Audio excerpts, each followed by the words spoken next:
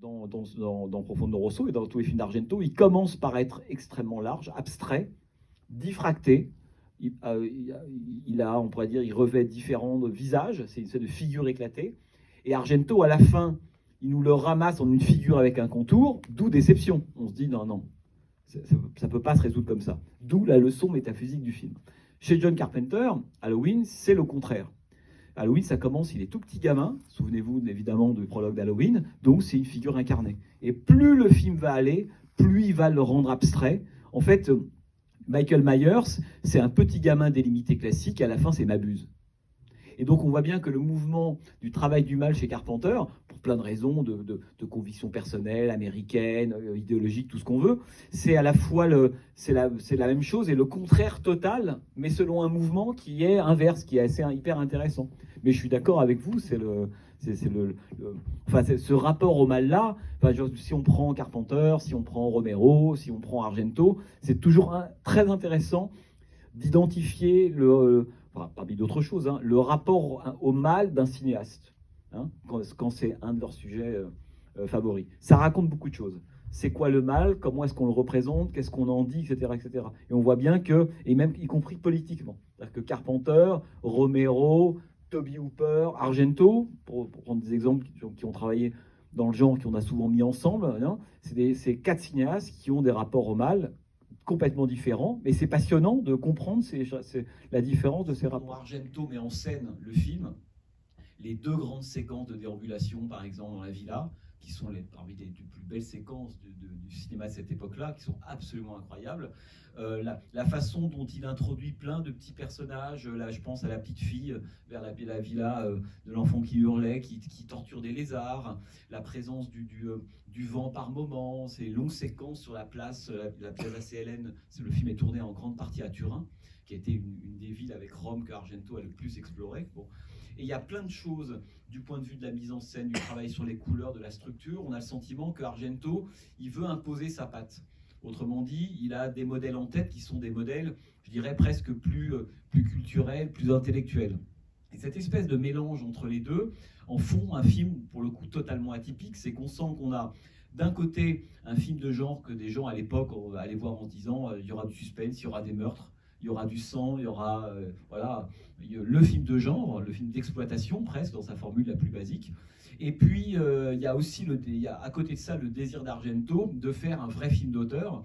Et il n'y a rien qui ressemble plus à un film d'Argento qu'un autre film de Dario Argento. Là, pour le coup, c'est quelqu'un qui fait partie de cette génération ou ce style de cinéaste qui ont une affirmation, on pourrait dire visuelle, extrêmement forte. Enfin, on reconnaît un film de Dario Argento en 2-3 plans, comme on reconnaît un film de Peckinpah en 2-3 plans, on parlait de Lynch tout à l'heure. Il y a comme ça des gens dont on repère la patte immédiatement. Et le dernier plan du film, il est intéressant parce qu'on se demande ce qu'il vient faire là, en réalité. C'est-à-dire que le film s'achève par la découverte du criminel, du deuxième, de la mère, jouée par Clara Calamai. Je rappelle que Clara Calamai, c'est une grande diva du cinéma italien, et c'est notamment elle qui jouait dans Ossessione de Visconti. Et Dario Argento aime toujours comme ça convoquer l'histoire du cinéma italien, ce qui fait que c'est toujours des films un peu multicouches comme ça. Et il va la chercher alors qu'elle n'a pas tourné depuis quasiment une vingtaine d'années, Clara Calamai. Elle n'est pas en train de tourner à ce moment-là.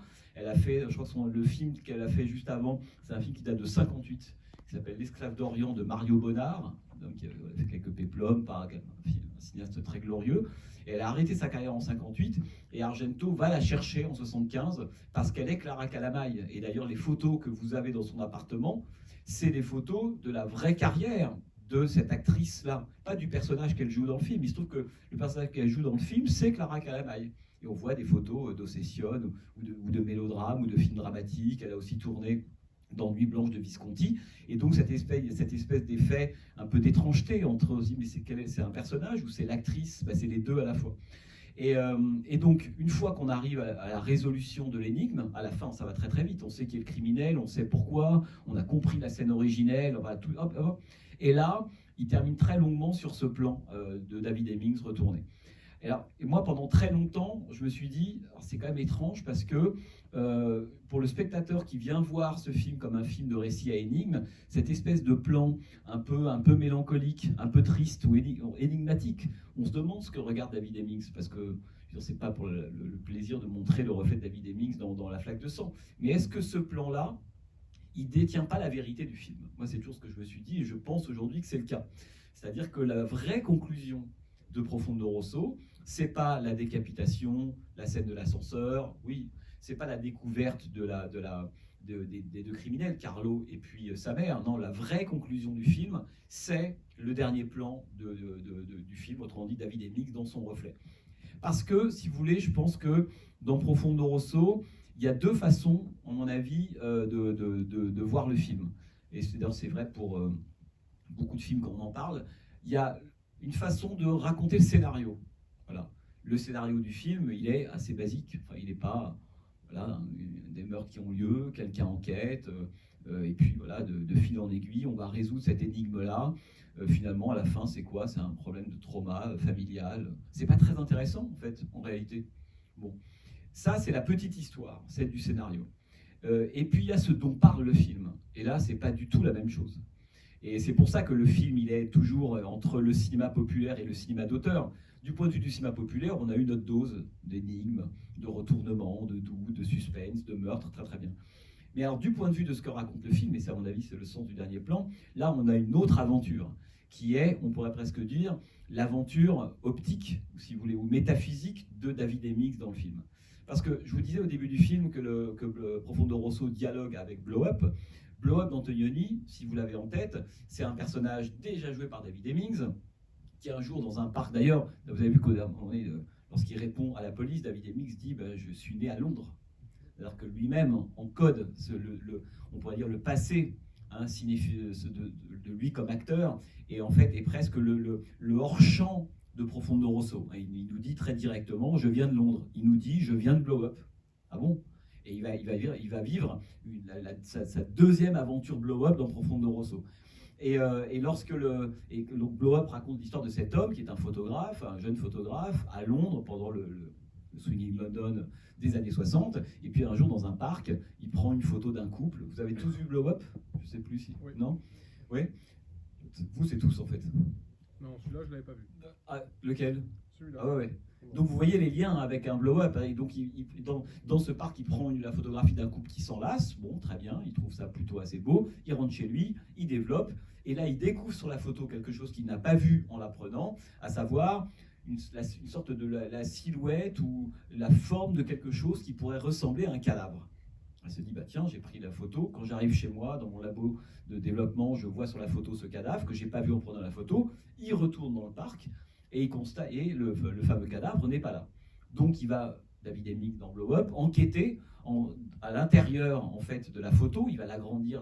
Blow Up, c'est ça. Hein, il va l'agrandir pour tenter de s'approcher de la réalité. Et la leçon d'Antonioni, c'est que plus on s'approche du réel, plus le réel nous échappe. Hein.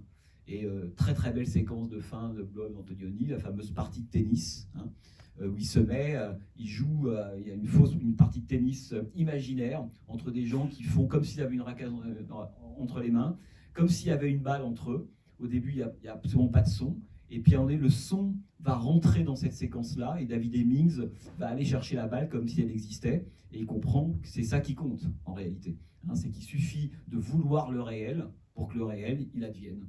Donc, jouer au tennis, ou croire qu'on joue au tennis, c'est pareil. Donc toute l'aventure en fait que va reprendre Dario Argento dans Profondo Rosso, ça va être la question de la profondeur.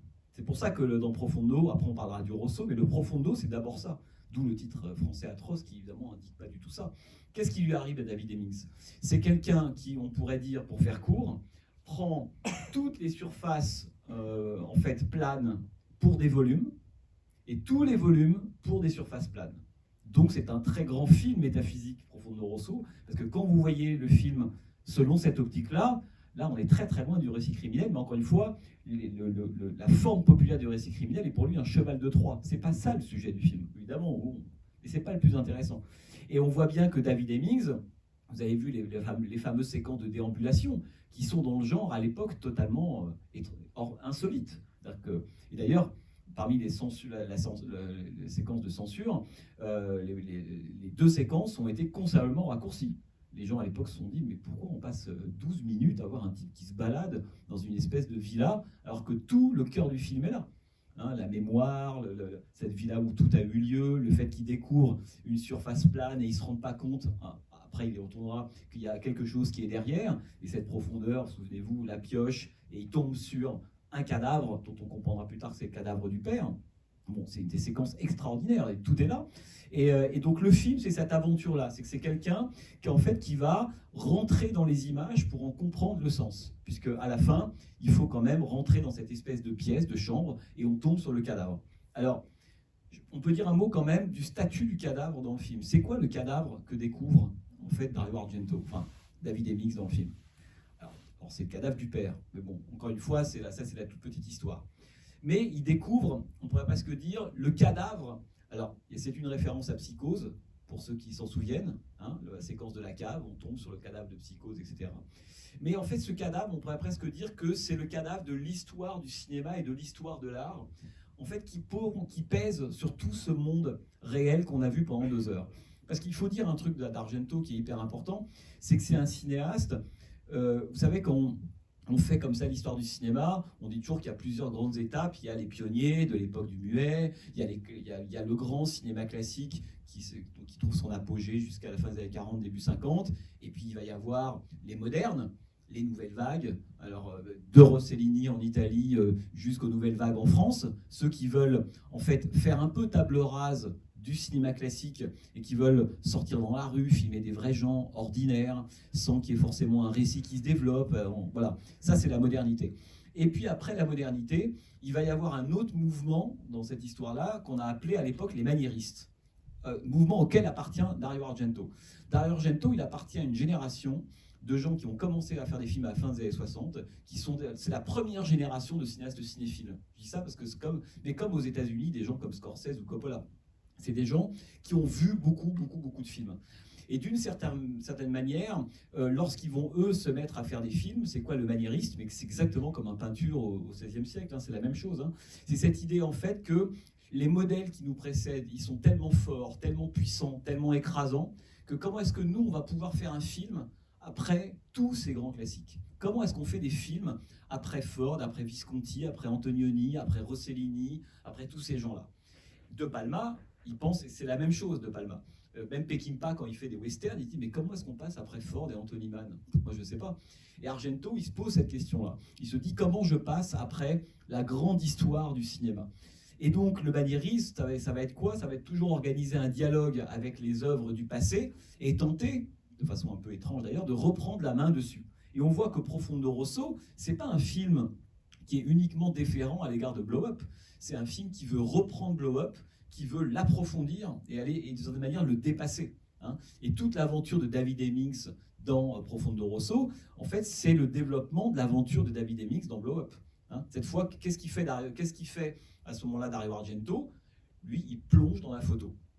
On pourrait presque dire que Profondo Rosso, c'est comment est-ce que je plonge dans la photo de Blow Up d'Antonioni. Dans le film d'Antonioni, il était coincé sur l'image plane de la photo, il n'arrivait pas à la comprendre. Et Argento va lui offrir de la profondeur à cette image-là, et il va rentrer dedans. Et donc ce cadavre, c'est aussi le cadavre de l'histoire du cinéma, d'une certaine manière. Et ça, c'est très important parce que tout le film est fondé là-dessus. Et d'ailleurs, il y a une séquence qui est géniale, c'est la séquence de la Piazza CLN, un peu au début du film, lorsqu'il parle avec son copain Carlo. Il lui dit, toi, t'es un prolo, t'es un artiste prolo, parce que moi, je fais du piano pour survivre, toi, tu le fais pour l'art. Hein.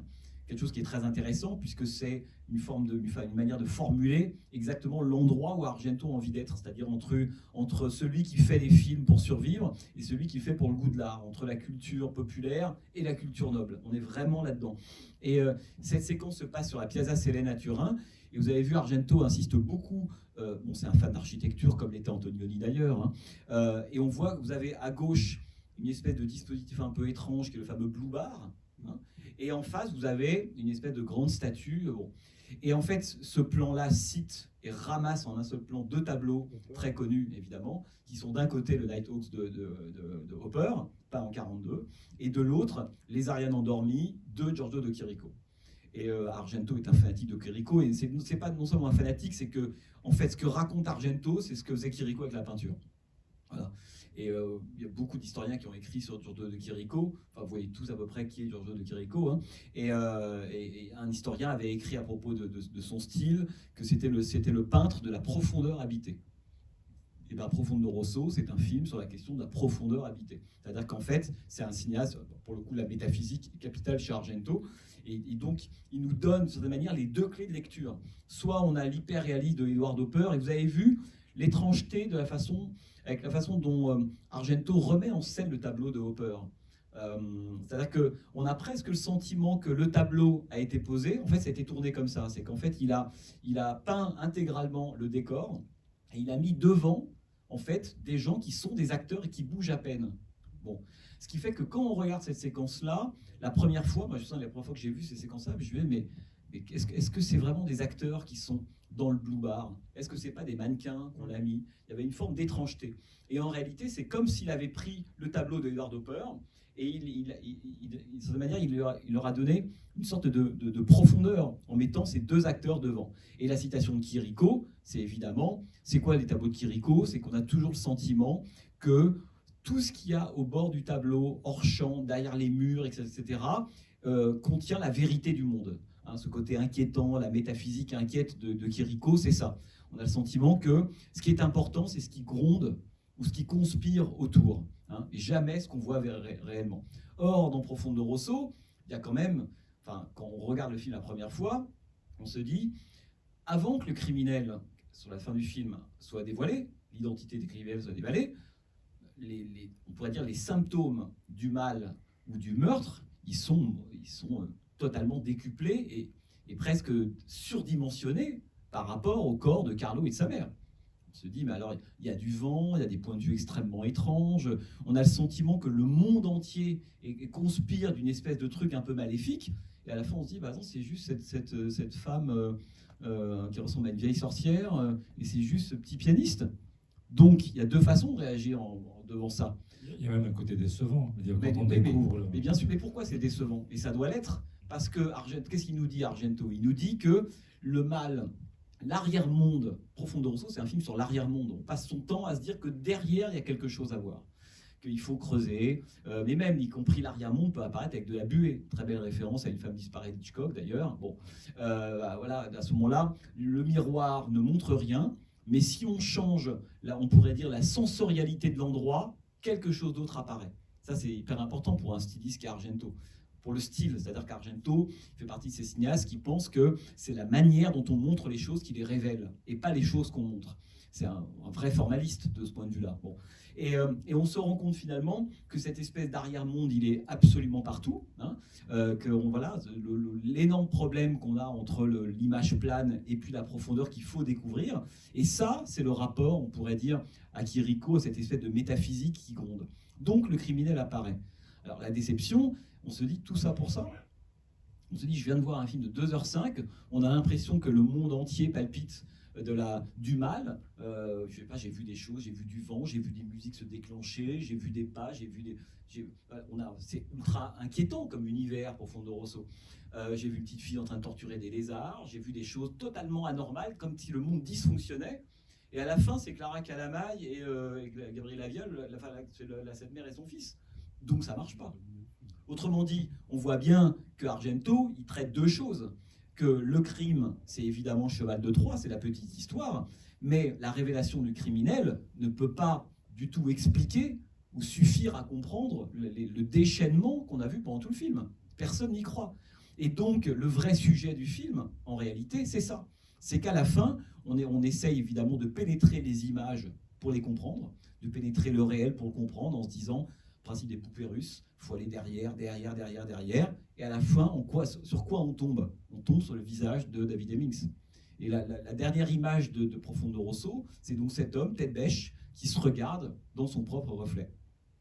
Et c'est une aventure géniale, Profondo Rosso, parce que c'est une sorte d'aventure optique, métaphysique, criminelle incroyable, et à la fin, qu'est-ce qu'on trouve au bout de ce parcours? Eh bien, on trouve soi-même.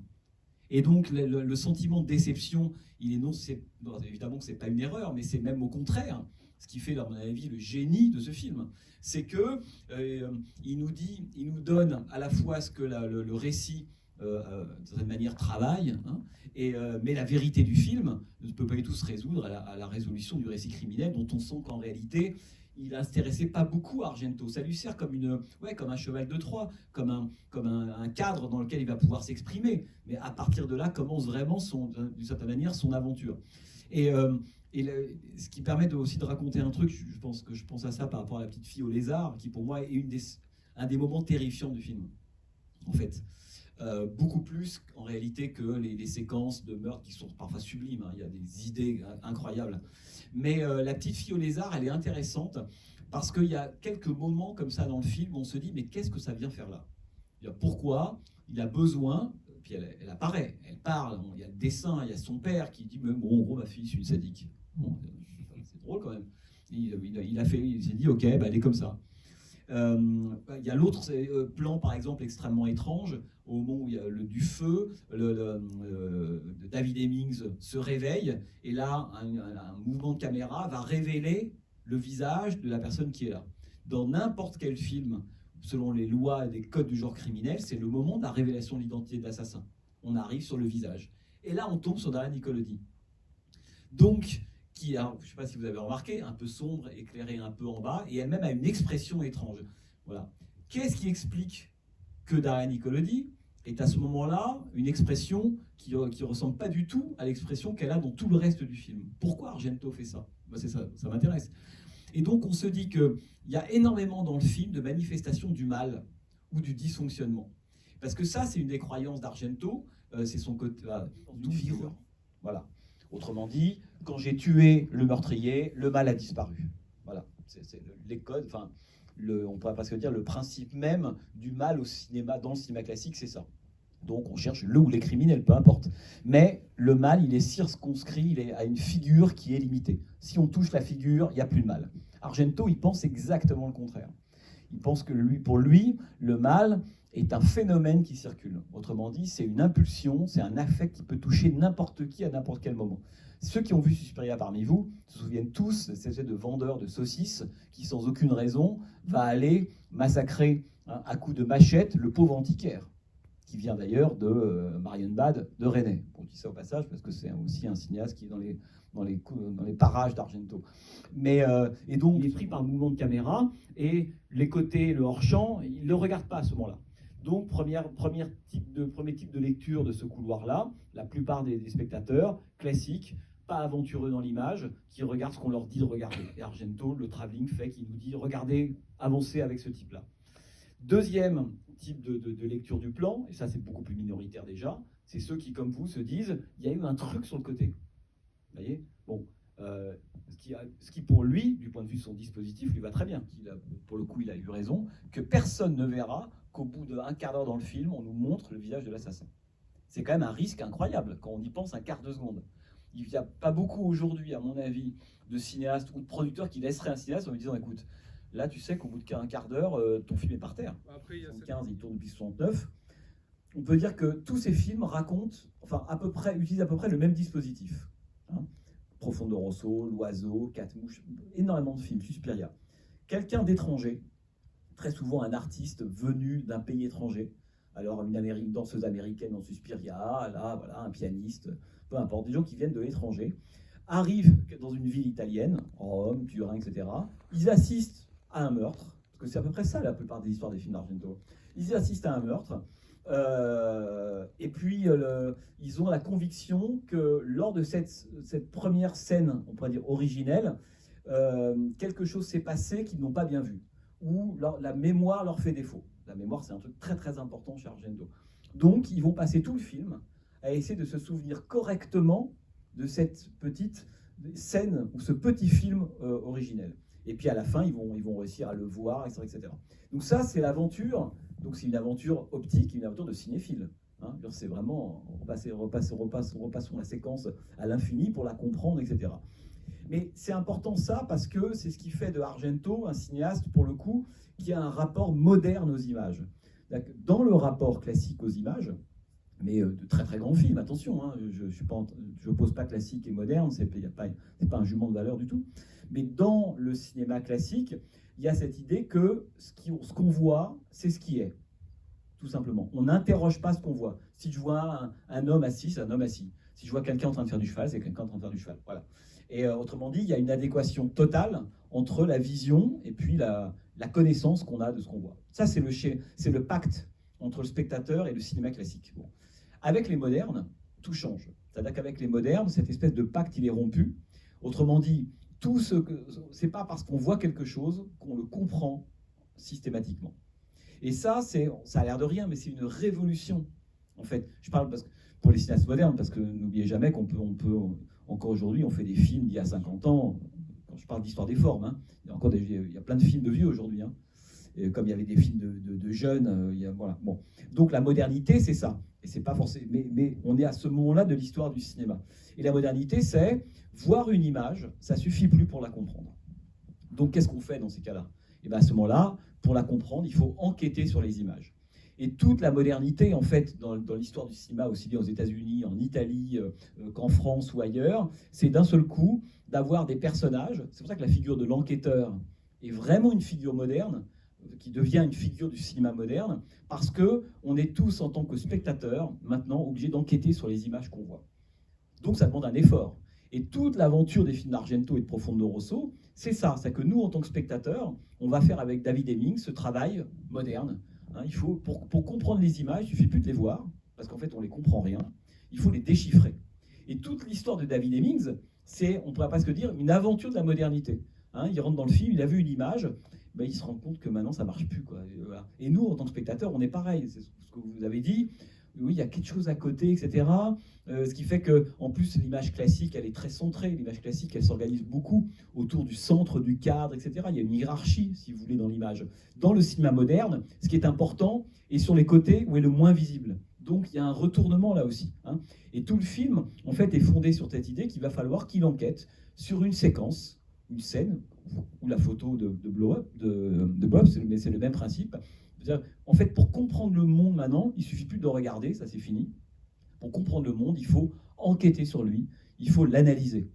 Et tout le problème, c'est qu'en enquêtant sur le monde et en essayant de l'analyser, ce que veut Argento à la fin, c'est comprendre cette fameuse profondeur habitée. Il y a quoi derrière?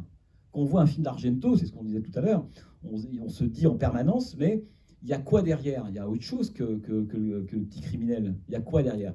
Et ça, Argento n'y accède jamais, d'une certaine manière, parce que pour lui, le réel est impossible à appréhender en réalité. D'où, à mon avis, la beauté du dernier plan de Profondo Rosso. Hein. David Hemmings, c'est le personnage mélancolique par excellence. Hein. À la fin, il comprend qu'en fait, il n'y a rien. On ne peut pas comprendre. Il se regarde, et c'est vraiment la relation tautologique avec lui-même. Voilà. Il y a le rouge, le reflet inversé. Il a fait tout ça, mais en réalité, est-ce que la découverte du criminel, tu disais la déception, l'a aidé à comprendre le monde? Vu la tête qu'il fait à la fin, à mon avis, non. Hein, non. On a réglé un fait divers, mais la question métaphysique, on l'a pas du tout résolue. C'est pour ça qu'Argento est un grand cinéaste, à la fois de la profondeur, mais on pourrait presque dire des mondes habités, c'est-à-dire que presque de la mélancolie de ce point de vue-là. C'est quelqu'un qui est toujours convaincu qu'il faut aller au-delà des apparences pour comprendre la signification des choses. Mais quand on y va, on se rend compte qu'il n'y a rien. Dans Suspiria, l'école de danse, je ne sais pas si vous vous souvenez, on essaie toujours d'aller au-delà des surfaces, des draps, on va dans les couloirs, il y a un centre là qu'on fantasme en disant c'est là qu'est le centre du monde. Et quand on arrive au centre du monde, c'est rien du tout. C'est une espèce de sorcière ricanante qui est aussi ridicule de ce point de vue-là que Clara Calamai à la fin de Profondo Rosso. Et donc on arrive toujours sur le néant. Et c'est ça qui est formidable. Et d'ailleurs, pour ceux qui ont vu Suspiria parmi vous, je ne sais plus, vous êtes combien à avoir vu Suspiria déjà? Non, voilà. Bon, je ne vais pas raconter la fin, mais par contre, le dernier plan de Suspiria est un plan qui est à mettre pour ceux, voilà, en rapport avec celui de Profondo Rosso. Suspiria, c'est pareil.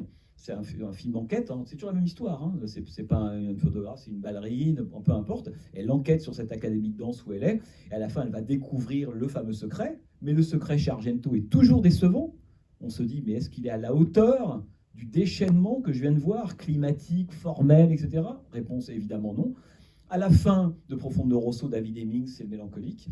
À la fin de Suspiria, c'est Jessica Harper qui à l'époque joue le rôle, qui sortait du Phantom of the Paradise de Brian De Palma. Et Jessica Harper, elle sort et elle sourit. Pareil, on a un même plan énigmatique à la fin de Suspiria. Elle dit, mais pourquoi elle sourit après ce qu'elle vient de vivre? Pour ceux qui n'ont pas vu le film, vous verrez, c'est quand même pas une sinécure. Elle sourit pourquoi? Parce qu'elle a, exactement comme David Hemmings, elle a compris quelque chose du monde dans lequel on était. C'est ça, faire des films. C'est quand même, à la fin, on est un peu plus intelligent sur le monde. Hein, si le cinéma ne nous apprend pas le monde, à quoi il sert? Pas à bouffer des pop-corn, c'est pas très intéressant, on va se divertir. Non, il nous apprend le monde, le cinéma. Et on voit bien, à ce moment-là, que dans Profondo Rosso, David Hemmings, il est déçu, il est mélancolique, mais il a appris quelque chose du monde, même s'il a appris qu'il ne pouvait pas l'attendre. Et à la fin de Suspiria, Jessica Harper, eh ben, qu'est-ce qu'elle devient? Elle devient une adulte. Alors, je n'en dis pas plus. Elle était adolescente pendant tout le film, et son aventure, un peu comme Alice au Pays des Merveilles, hein, son aventure lui a permis de passer à l'âge adulte. Elle vient de comprendre quelque chose, hein, et parce qu'elle a compris, elle sourit. Elle est contente d'avoir compris quelque chose. Attention, ce que je dis là, c'est évidemment, après avoir vu le film, il n'y a pas un carton qui l'oublie, et Jessica Harper vient de comprendre quelque chose. Voilà. Elle ne le dit pas non plus. Argento est un grand cinéaste de la forme, du style, tout passe par les images chez lui. Les dialogues, vous avez vu, sont assez fonctionnels, enfin, c'est pas ça le plus intéressant. Donc je pense que cette dimension métaphysique du cinéma d'Argento, qui va creuser dans tous ses films, hein, c'est vraiment... Argento, c'est comme un certain type de grand cinéaste, c'est pas le cas de tous, mais il a toujours fait le même film. Voilà. Or, le film que vous avez là, c'est à mon avis, c'est peut-être son plus grand film matrice d'une certaine manière. Puisque dans L'Oiseau Page de Cristal, c'est déjà la même chose. Hein. Dans L'Oiseau Page de Cristal, son premier film, un écrivain américain est à Rome, et puis à Rome un soir, dans une rue, il assiste à un meurtre, et puis il est coincé dans un essai d'aquarium, hein, l'obsession d'Argento évidemment pour les volumes humains. Et puis il voit la séquence du meurtre, et puis quand il rentre chez lui, il se dit « mais j'ai pas tout vu dans cette séquence de meurtre, il y a des détails qui m'ont échappé ». Et il va passer exactement comme David Hemmings, tout le film, hein, à essayer de remettre à l'endroit sa mémoire, etc. Hein, sachant que la mémoire, il n'y a évidemment rien d'objectif là-dedans. Toutes les discussions avec Carlo, la vérité, les vérités, la mémoire, ce qu'il en reste, etc. Et il va faire exactement comme David Hemmings plus tard, et je pourrais citer tous les films d'Argento, c'est toujours le même canevas, mais absolument toujours. Donc c'est quelqu'un qui en fait a fait à peu près le même film pendant toute sa carrière, hein, mais qui a planté le même clou parce qu'il était obsédé toujours à peu près par les mêmes questions, si on veut. La petite histoire de Profondo Rosso, une femme qu'on devait interner, on comprend ça, a tué son mari, etc. Ça, c'est une petite histoire, pas très intéressante. Mais ça raconte quoi? Ça raconte l'histoire d'une filiation monstrueuse, ou en tout cas qui produit une espèce de pulsion criminelle. Et il faut évidemment la rapprocher, d'un point de vue plus cinéphile, du rapport de la génération d'Argento avec les anciens. Hein. Cette filiation, elle produit aussi, c'est aussi une filiation qui est à la fois géniale et aussi monstrueuse. Hein. La dimension pathologique dans tous les films d'Argento, de la famille ou de l'endroit d'où on vient, hein, ce qui produit le mal, hein, et même d'ailleurs le mal, vous avez vu le rapport entre la petite fille au lézard et son père.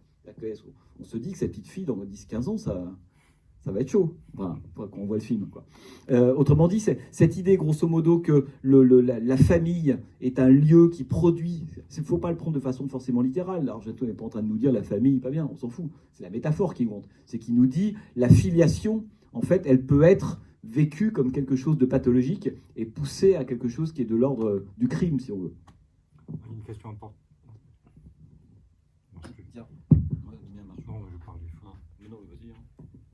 Il y a une question importante dans le film, enfin ce qui est surtout déstabilisant. Moi, la première fois que j'ai vu le film, ce qui m'a déstabilisé en premier, c'est pas tellement la tête coupée, je trouvais ça même à la limite grotesque et de mauvais goût, quoi. C'est assumé. C'était le point de vue qui voit quoi. On ne sait pas trop en fait. Il y a un moment même, je me souviens d'un plan lorsqu'il est dans la bibliothèque, c'est vers la fin du film, il cherche le dessin et là il y a un écriteau d'enseigne au-dessus de la bibliothèque et c'est la caméra qui oriente le regard de David Hemmings. Mais à plein d'endroits, plein de moments dans le film, on se demande qui voit quoi, et c'est ça qui est surtout déstabilisant, je trouve. Oui, mais alors cette question du regard, elle est capitale chez lui. C'est-à-dire que on voit bien, quand on voit Profondo Rosso, ou on voit bien, en tout cas on le perçoit, qu'il a une façon pas très orthodoxe, on pourrait dire, de mettre en scène le regard ou la façon, je veux dire, dont on découvre le monde avec un regard, enfin un point de vue en particulier. Généralement, la plupart des films, on est avec quelqu'un, ou nous 2 ou 3 personnes, et puis voilà, un film est pris dans le point de vue de quelqu'un. Voilà. Et d'ailleurs, le cinéma, c'est quand même l'art du point de vue. Hein. Argento, lui, il rompt avec ça. Et donc, c'est très déstabilisant au début. Alors, on imagine combien ça l'a été en 69, sachant que cette mise en scène était déjà en germe dans L'Oiseau de cristal, combien ça a pu déstabiliser, on pourrait dire, les gens un peu... des regards un peu conservateurs, on pourrait dire. C'est tellement déstabilisant. Et on se pose la question que tu dis. On se dit, mais alors, qui regarde dans le film ? C'est à peu près la question qu'on se pose dans tous les plans. Hein. Par moments, c'est David Hemmings. Par moments, c'est une présence. Par moments, la caméra est ailleurs. Par moments, c'est le vent. Donc, qui regarde, c'est la question centrale. Argento, il casse complètement cette question du point de vue, on pourrait dire, humano-centré. Voilà. Ça n'existe pas.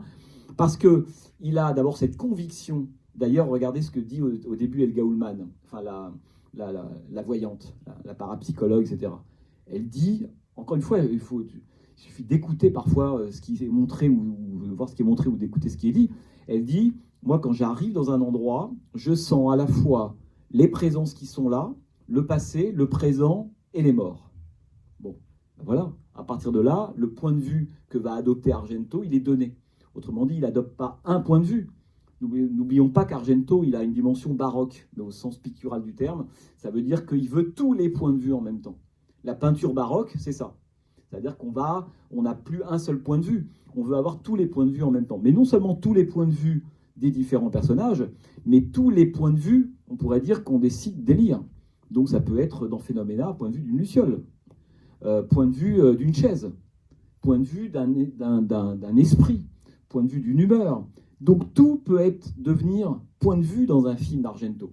Et c'est ça qui est très déstabilisant, mais qui le rattache complètement au mouvement baroque, pour le coup à la peinture baroque. C'est vraiment la même chose, c'est le désir d'embrasser le monde dans sa totalité, et pas du tout uniquement à partir d'un individu. En quoi c'est plus intéressant de suivre le monde à travers ton regard ou le mien uniquement? Non, Argento, il a un désir, mais on le voit bien, presque totalisant. Il veut tout saisir. Et ce que dit Helga Ullmann au début, ce n'est qu'une pétition de principe. Elle nous dit, si à un moment donné, Argento pense que c'est plus intéressant de prendre le point de vue d'une présence dans la pièce, ou d'un affect, eh ben je le prends.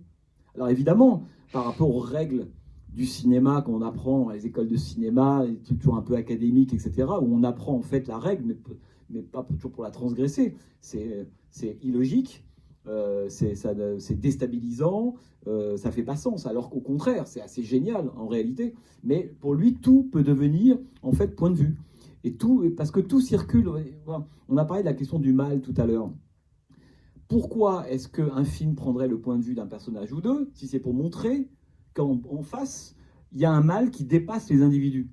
C'est-à-dire qu'il y aurait quasiment un problème presque logique du point de vue d'Argento. Argento qui est un cinéaste, on pourrait presque dire du climat, hein, de l'atmosphère maléfique qui va, qui vient, etc. Argento qui est un cinéaste de la circulation du mal, bien, ne peut pas mettre en scène un point de vue classique qui serait centré sur un individu. L'eau, par exemple, qui est un élément très important chez lui, quand dans un film d'Argento, l'eau se déchaîne, c'est que le mal va commencer à arriver. Et d'ailleurs, la première occurrence du sentiment de mort dans Profondo Rosso, c'est quand Masha Merrill, en fait, dégueule l'eau qu'elle vient de boire. Et quand vous commencez à voir de l'eau couler chez Argento, il y a quelque chose qui bon. Pourquoi? C'est pas, encore une fois, c'est quelqu'un qui a vraiment un rapport mais sensoriel et pictural au monde. C'est qu'il qu'est-ce qu'il nous montre quand il montre l'eau qui coule? C'est pas de dire Masha Merrill rejette de l'eau. Ouais, c'est pas très intéressant. Par contre, il nous dit un phénomène de circulation est en train de se mettre en route. C'est ça. Dans Suspiria, avant le premier meurtre a lieu sous une pluie absolument diluvienne, et le film insiste considérablement sur les écoulements d'eau, parce que l'eau, c'est ce qui passe d'un endroit à un autre, ce qui circule, etc., etc.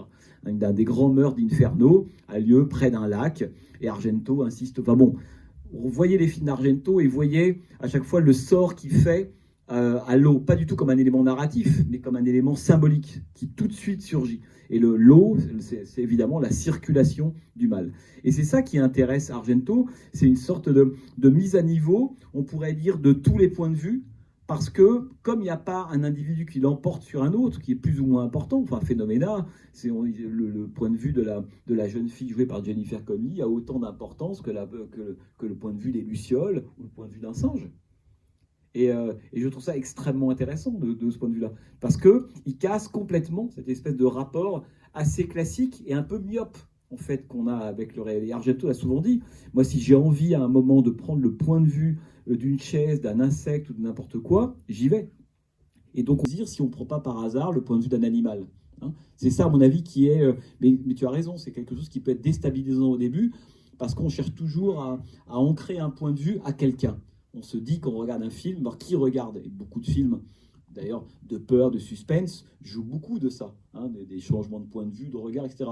Mais Argento, c'est pas un classique du tout. Cette question du jeu avec le jeu avec le regard l'intéresse pas de ce point de vue-là. Hein, ce qui l'intéresse, c'est de saisir le plus totalement possible le monde, et le monde, c'est une infinité de points de vue. Hein, aussi bien des présents, des morts. Argento a un côté un peu spirit aussi. Hein. C'est quelqu'un qui croit intimement que les morts sont là. Hein. Ça, c'est ce qui est marquant dans le film, c'est qu'il y a une présence des fantômes, quoi. Et ces différents points de vue, enfin, pour moi, fait ressortir l'existence des fantômes autant que... C'est pour ça qu'on a toujours le personnage principal est sur un point de bascule entre la réalité et la fiction, enfin, les apparences, etc. Et qu'il y a une grosse présence des fantômes. Et il y a peu d'équivalents dans l'histoire du cinéma, quand même, où on fait autant confiance, où on a vraiment le sentiment que le monde est habité au moins autant par les fantômes que par les vivants. Alors, il y aurait un exemple français qui est Jean Epstein, quand vous regardez La chute de la maison Usher. C'est-à-dire qu'il faut aller... Alors là, pour le coup, je pense qu'il faut retourner beaucoup plus vers le cinéma, presque muet, mais aussi bien Epstein que Fritz Lang. Voilà, qui a été vraiment un cinéma spirit. C'est-à-dire parce que d'abord, le cinéma, très fondamentalement, il ne faut jamais oublier qu'Argento est quelqu'un qui est fasciné aussi par cette origine du cinéma. La projection, toutes ces choses-là, quoi. Tu parlais tout à l'heure du grotesque ou autre, il y a chez Argento du grand guignol, au sens strict du terme. Hein. Vraiment, il y a aussi bien le grand guignol que Chirico. C'est les deux en même temps. Mais je pense que cette question de fantôme, c'est l'histoire du cinéma. Le cinéma, c'est quand même un art de mort-vivant. Enfin, c'est un art par définition. Projeter un film, c'est juste faire revenir, enfin, ça, je redécouvre le tiède, hein, mais c'est faire revenir des fantômes. Les gens qu'on voit sur un écran de cinéma sont des fantômes des vivants ou les fantômes des morts. Donc s'il y a bien l'art fantomatique ou des fantômes par excellence, c'est le cinéma. Donc de ce point de vue-là, Argento, on pourrait presque dire, est totalement en phase avec ça. Mais je pense qu'il s'inspire énormément de toute la partie de tous ces films d'avant-garde, du cinéma muet, qui donnaient une importance capitale parce qu'il était encore dans cet étonnement que des gens vivants puissent revivre sur un écran de cinéma. Aujourd'hui, ça a complètement disparu, et puis comme la disparition de la pellicule fait que ce phénomène chimique d'apparition, d'impression, de disparition, qui était très très beau, a disparu. Maintenant, on a plus la froideur numérique de la télévision sur un grand écran. Mais à l'époque de la pellicule, c'était autre chose. Le fait de voir apparaître, hein, tout simplement qu'un personnage soit en négatif, il apparaisse en positif et vice-versa, qu'on puisse voir une silhouette qui devient un vrai personnage sur un très grand écran, un bain révélateur, ça porte bien son nom. C'est quoi le bain révélateur d'un DCP? Moi, je ne sais pas ce que c'est. Hein. Donc, on est passé. Et donc, Argento, il a encore cette espèce de fascination pour le cinéma des premiers temps. Il ne faut pas oublier qu'Argento, c'est un art, ça fait partie, on parlait du cinéma maniériste, cinéphile, mais c'est presque un cinéma palimpseste. C'est-à-dire qu'il aime aller chercher toutes les couches de sa propre histoire. Mais un peu comme Coppola. Hein.